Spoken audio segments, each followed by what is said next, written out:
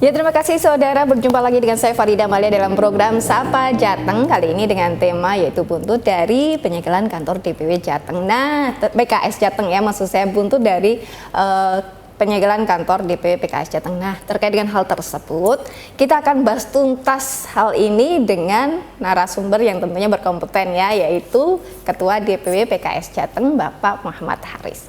Nah, sebelum kita nanti masuk ke tema tersebut, kita akan melihat dulu cuplikan berikut ini.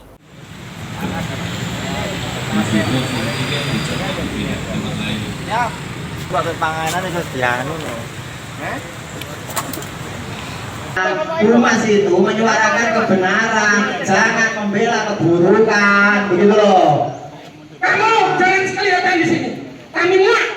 Turunkan SK terbaru terkait kepengurusan DPTW PKS Jawa Tengah 2020-2025 dengan mekanisme yang benar.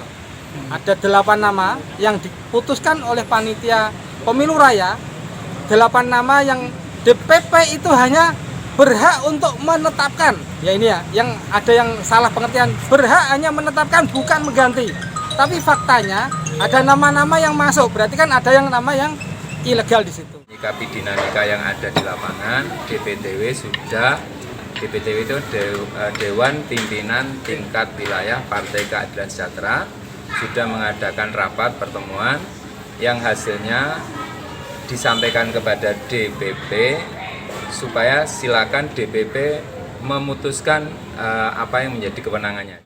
Ya, itu tadi yang sudah kita lihat terkait dengan apa yang sebelumnya terjadi ya saudara. Nah, langsung saja kita akan konfirmasi sebenarnya bagaimana sih dengan narasumber kita kali ini. Assalamualaikum Pak Haris. Pripun kabarnya nih Pak? Alhamdulillah baik sehat selalu. Terima kasih sudah hadir di kantor kami. Alhamdulillah, sambutannya luar biasa nih Pak Haris. Iya. Pak Haris, kita mau konfirmasi terkait tadi yang telah kita tayangkan. Itu sebenarnya kronologisnya bagaimana sih Pak Haris? Iya Mbak Lia, jadi kan kader-kader PKS ini kecintaan kepada partainya kan luar biasa. Loyal. Teman-teman ini mungkin hidupnya bisa separuhnya, sebagian yang seangkatan saya ini bersama dengan PKS. Ikut menumbuhkan, ikut mengembangkan, dan ikut membesarkan. Nah, sehingga saya sebagai ketua DPW melihat apa yang terjadi beberapa waktu yang lalu itu adalah ekspresi kecintaan teman-teman kepada PKS. Ekspresi karena teman-teman ingin agar PKS ini tumbuh berkembang, apalagi momentum 2024 yang masuki tahun politik ini. Nah, sehingga saya melihat itu bagian dari dinamika, ekspresi kecintaan, dan tentu saya sebagai ketua DPW yang mendapatkan amanah dari pimpinan dan juga semua teman-teman tentu di Jawa Tengah yang sekarang ini bersama kami di pimpinan DPW Jawa Tengah menjalankan amanah tugas dari pimpinan. Prinsip di PKS ini Mbak Alia, para pemirsa sekalian, ketika dapat amanah dilaksanakan, dijalankan sebaik mungkin.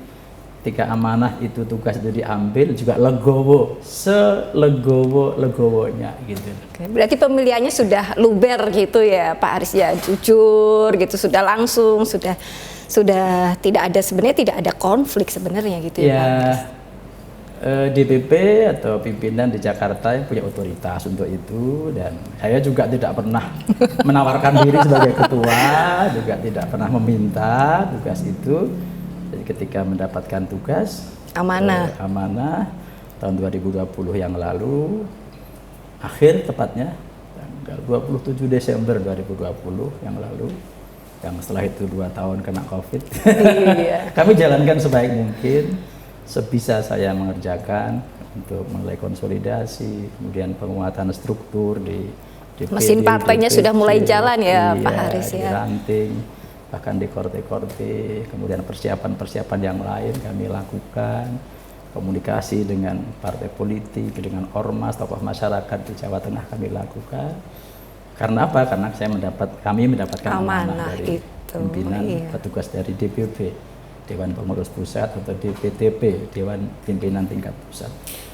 maka kita kembalikan lagi kepada DPP. Berarti sejauh saya dapat amanah saya laksanakan. diemban dengan baik ya Pak Diemban Haris ya. dengan Berarti baik, itu kemarin hanya misunderstanding aja, salah paham seperti itu kurang lebihnya gitu ya Pak Haris. Bahasa yang paling tepat saya katakan itu ekspresi kecintaan Ekspresi kepada partai. kecintaan. Karena cinta ya memang punya ekspektasi yang Iya, tinggi. kepada harapannya partai. tinggi gitu.